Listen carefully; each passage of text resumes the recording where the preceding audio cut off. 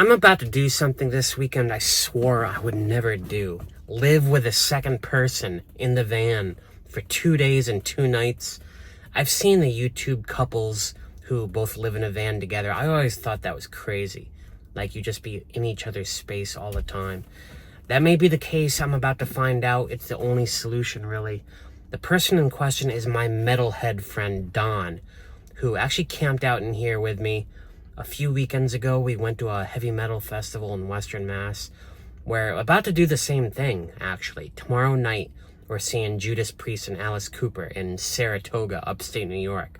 So we're going to be camping together in the van tomorrow night. Thing is, he lives here in Boston, and I want to get out of the city tonight. So I'm going to pick him up here, and we're going to camp tonight as well. I think it'll be a practice round. I was thinking of going to the Cabela's in Holyoke and spending the night there. He should be getting off the train. Actually, I see him right now. All right, dude, you ready to hit the road? Yep. So Trader Joe's, then beer, then we're going to Western Mass. All right, I think there's a difficult zipper merge right here I have to go through. It'd be nice if the sun wasn't trying to kill me. All right, let's get to Trader Joe's. That sun was actively trying to kill me. Drive on Route 9 tonight. We're gonna stop at the same Trader Joe's I always go to and get our dinner figured out for tonight. Thank God they got a few of these Asian stir fries left. I love this stuff.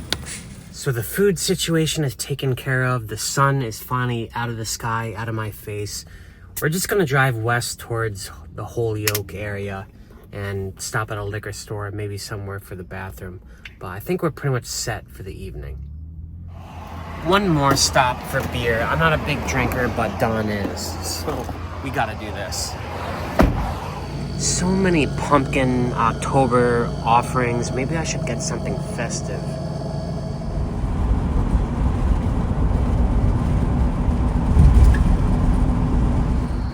It's a very dark and spooky ride on I-90 with a moon on the horizon like that. But we made it. This is Holyoke. This is the Cabela's there. I've been here many times, never with another person. It's about halfway towards our final destination, which is, of course, Saratoga tomorrow. I'm gonna turn the swivel seat around so he has a place to sit tonight. You know, this was one of the first things I installed in my car, and I've used it maybe 5 times. I actually forget how to install it sometimes. You gotta, like, pull the seat up and turn it around or something like that. There we go. Like this. Yeah, if you're just living alone, like, you don't actually want the seat kind of upright like this because it blocks your view out the window. Ooh, when you're driving. Oh, what a pain in the ass. Yeah, like that. This thing is like more trouble than it's worth. So we're gonna set up shop here.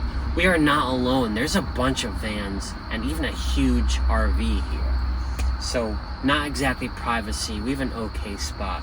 It's nice out. I don't have to run the heater or anything like that. We're gonna set up shop, have dinner, have a good time. Hopefully not beat up each other's ass tonight. We'll see. So this is our setup for the evening. I'm doing my computer stuff. Don is over there chilling. We've got everything sorted out, and it's a nice evening. Hopefully we'll have a great time. Tomorrow, of course, we're seeing Alice Cooper as the headliner with Judas Priest and Corrosion of Conformity, 2 bands the 2 of us have seen before. Maybe even a couple of times. And this is in Saratoga where all those geysers are. I want to get there early and explore all that stuff. Right now, we're just going to chill. We're going to say goodnight. Talk to you all in the morning. So night 1 of 2 people in the van was a success. Not that bad. We both petered out. I actually got him to get up at 7 o'clock. He usually sleeps until God knows when. So maybe my habits will rub off on him. I'm just gonna put all this crap together and then get to a Dunks. There's one about 15 minutes nearby. Thankfully, he's as big as a Dunks fan as I am, and I could really, really use a coffee. The hardest part I'm finding so far about 2 people being in here is actually not like keeping each other up or getting in each other's way or anything like that. It's each other's stuff. He's got like 3 bags in here, and I don't really have a place to store guest luggage in here. I did not design with that in mind. It's all kind of laying around like his suitcase right here where I need to sit, his stuff right here where I need to walk. That's a little bit annoying. I think if you're gonna have 2 people living in the van, that's something you need to like decide upon before you even start building, you know. You gotta build spaces and shelving for each other's stuff in mind. We're gonna go in and check out the store inside. It's his first time in Cracker Barrel. I'll get the name right here. I actually want to get a little something there myself. Aside from all the tchotchkes, they have some cast iron skillets here. A lot of commenters said I should get a cast iron skillet. I had a cast iron skillet. I eventually threw it away. I found it too heavy and it just held on to the heat way too long. Rubik's Cube. Yes, this stuff. I ended up getting myself a couple of things. A new Rubik's Cube. I wonder if I still know how to do them. And I got some of that goat hemp milk stuff, moisturizer. This is the best stuff. I can only find it here. Look at all the fog on our drive towards the Williamsburg Dunkin' Donuts. It's like we just entered a cloud.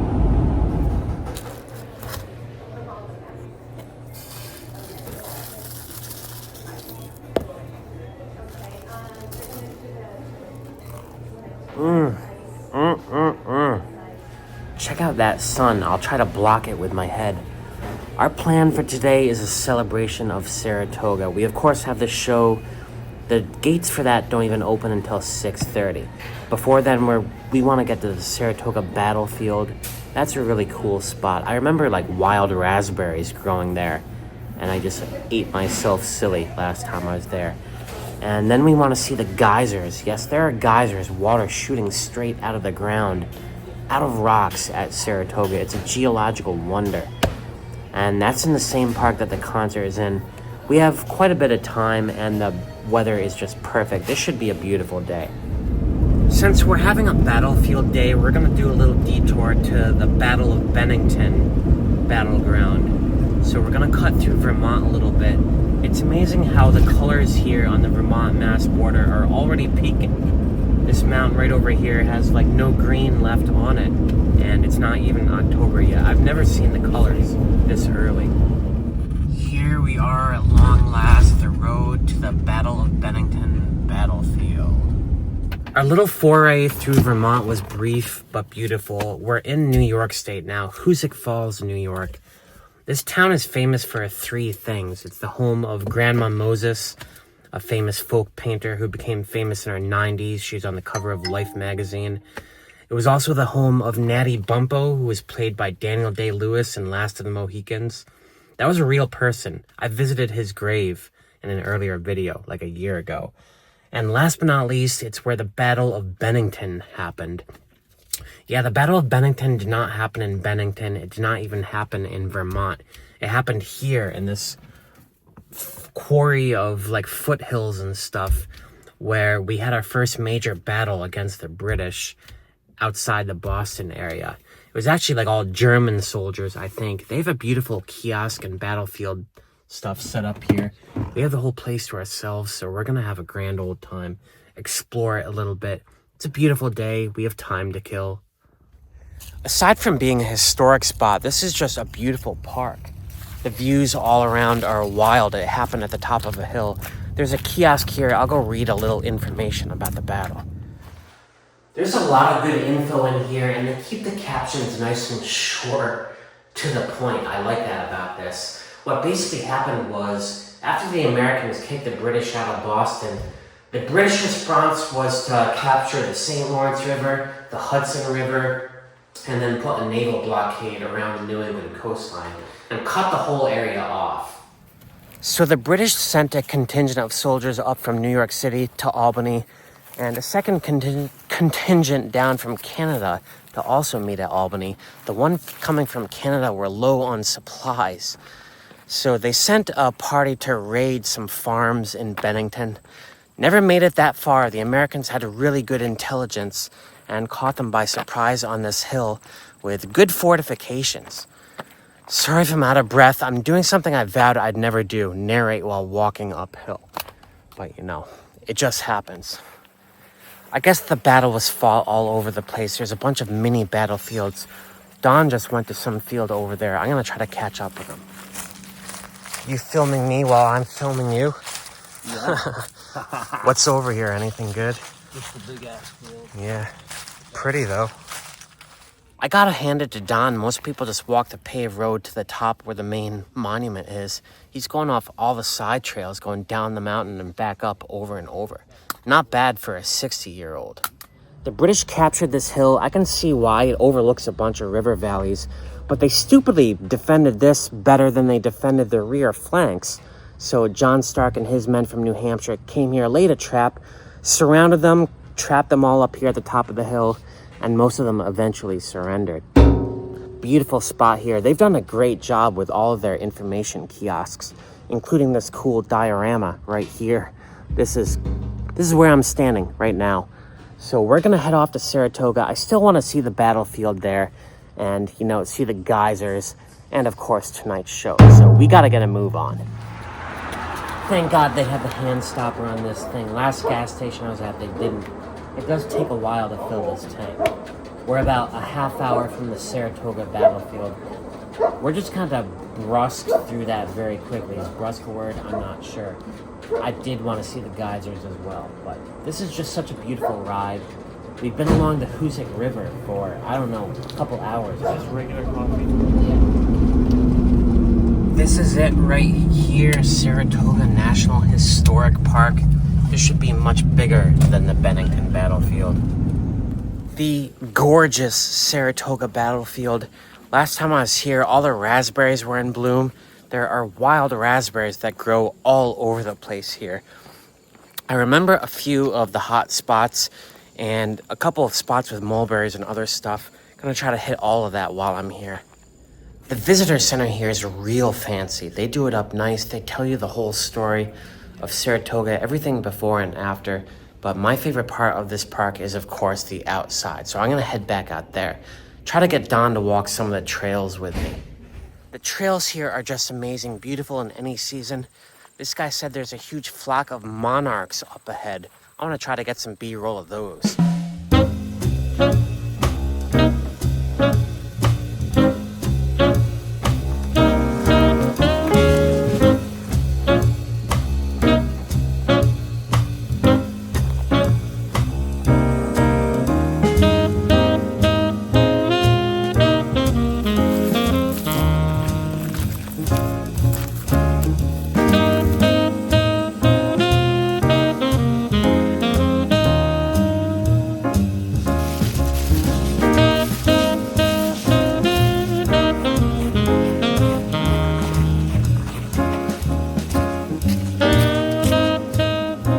All afternoon, but I finally got some of those little monarchs on video. They're wily little critters. They just flutter, fly all around. We have enough time to get to Saratoga early. We're gonna walk around, take a tour of the geysers, the springs there, maybe get a little sip of it before the show. The gates open about an hour and a half from now. We finally figured out where to park here at SPAC after driving around for way too long. And we still got here about an hour before the gates open. We're gonna go see the geysers. These aren't like regular geysers. It's not superheated water. It's super carbonated water emanating from a layer between like the shale and the clay or something like that. I don't fully understand. Some of the geysers are still shooting right out of the ground. Others, they have built these elaborate, decadent marble pedestals, like from that Beaux-Arts era around them. And with a tap, you can just drink right out of it. It's very salty. It's very delicious. Very salty.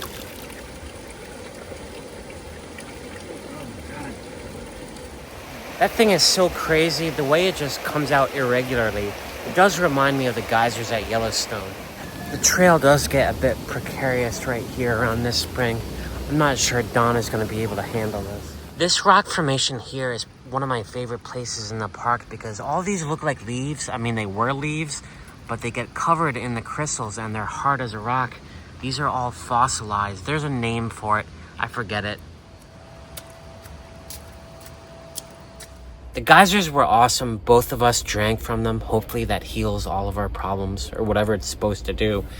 The actual gate that we go through for the show is right up here. The trail system here is so confusing. I think I reached this conclusion last time I was here.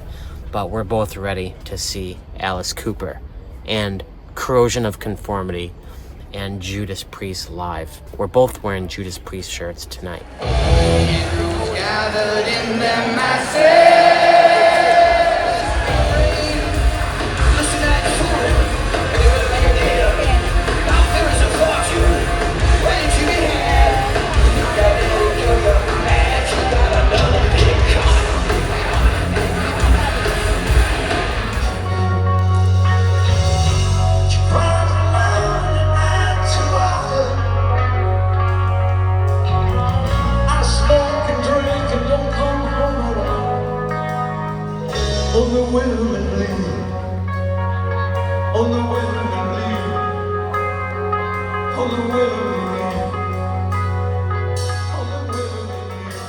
The show was amazing. All three bands are awesome. Getting out of SPAC was a harrowing experience. It took us like over an hour.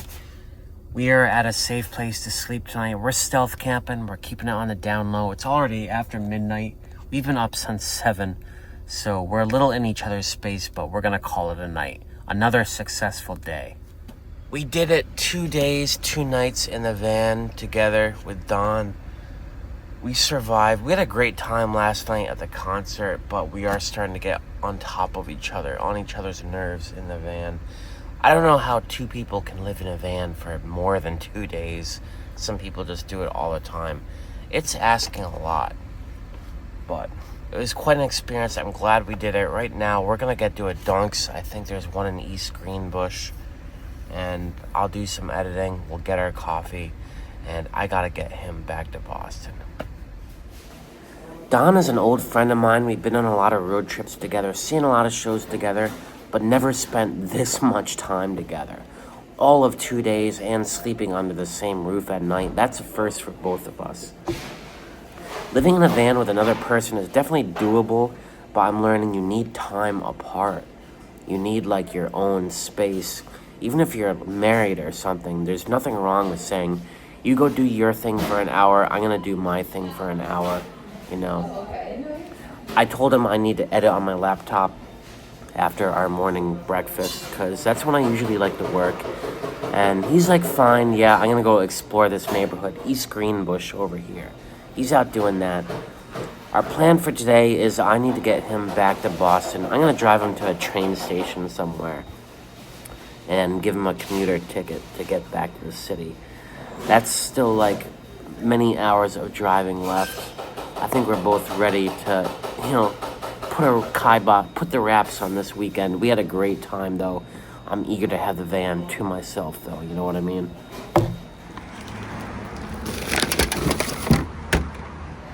Have to extra vigilantly throw crap away, throw garbage away when there's 2 people in here. Like twice a day, I gotta get rid of stuff. Thank you, Dunkin' Donuts in East Greenbush, for the caffeine and the trash can. So like I said, we're just gonna drive in the Boston direction, maybe hit a few parks along the way. Don rarely gets to experience anything like this, so I'm treating him to something special this weekend. We're trying to make the drive back to Boston special. I'm deliberately avoiding all the interstate and major highways. We're taking a series of crazy back roads right now. This part of New York is beautiful. It's called Columbia County, right on the Mass border. In my last video, I was saying how bad things happen in threes. I just got something scary in the van while I'm trying to drive Don all the way back to Boston. A bunch of error messages. Collision assist not available, parking failure, service immediately. There's something wrong with my brakes. Every time I start the car, a red exclamation point is coming up on the monitor. I'm afraid to drive it right now. This sucks. I'll show you all what I'm talking about. Let's start it up, see what happens here. Park brake limited function, hill start not available, pre-collision assist not available. Yeah, something very wrong here. I tried Googling the brake error messages. I swear that's no help. It's like Googling something medical. Either it's nothing or it's cancer. But there's really nothing I can do. It's Sunday. I can't fix it today. I'm going to attempt to drive Don all the way to Fitchburg, which is as far west as the commuter lines go. It's about a 3-hour drive. We stopped at a waterfall just to, like, clear our heads for a sec. I'm so stressed out. You know, of all the error messages to get, something about brakes just creeps me the heck out. The regular brakes seem to be working just fine. It's just this parking assist, anti-lock brakes. I hope that's all it is. Anyway, this is Chapel Falls in Ashfield, Mass. Used to come here all the time as a photographer. Some really beautiful waterfalls right over that way. The beautiful Chapel Falls in Ashfield. There's actually 2 more, even more impressive falls down the trail. I'll take you there in a sec. When the van is sick, I'm sick. I've said it before.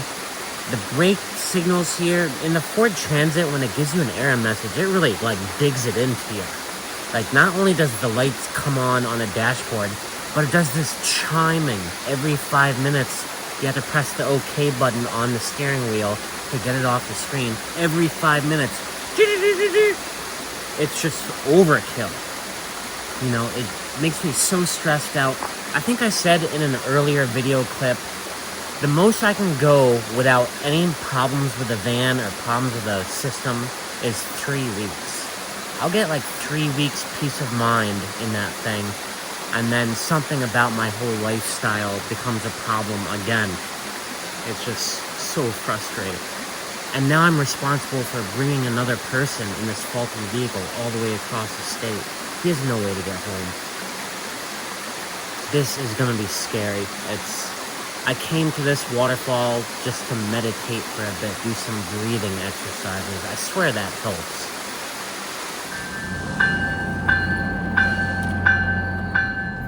What a wild ride of a weekend. I got Don on the 4:30 Fitchburg train back to Boston. He's taken care of. That was a lot to manage. Aside from when I'm with Don, I have to take care of everything. He has no money. I need to like walk him to the train station, like do everything. It's a lot out of me, but I did this whole weekend for him, and we did have a good time. We had the same taste in music and music festivals, so he's a good friend to have. It was just a lot to manage. As for all these brake alerts, my regular brakes do work, thank God. I got my van here to Fitchburg on this roller coaster of a route that Google Maps put me on. And yeah, the regular brakes work. It's just I'm getting the fault lights for the collision assistance, the parking brakes, the hill assist ascend something. I don't know. There's like 4 or 5 different service lights on my dashboard right now. And if you remember, I made a service appointment with Ford 2 weeks ago for parking lights not working. I'm wondering if they're all on the same circuit related to the same thing. I'm not sure. What a nightmare to deal with. 2 people living in a van is a lot, you know, just sleeping together in the same space. That's a lot. You have to trip over each other's stuff and wake up when the other person has to pee and stuff. But I think the hardest part is just having someone attached to my hip all day, every day. I never want to do that again, is the point of this video. So thanks for watching this crazy adventure. The music was awesome. We had a good time. It's just a lot to deal with, you know. Until next time, I'm about to de-stress myself. I'm going to call Zaza. So thanks for watching. Peace out.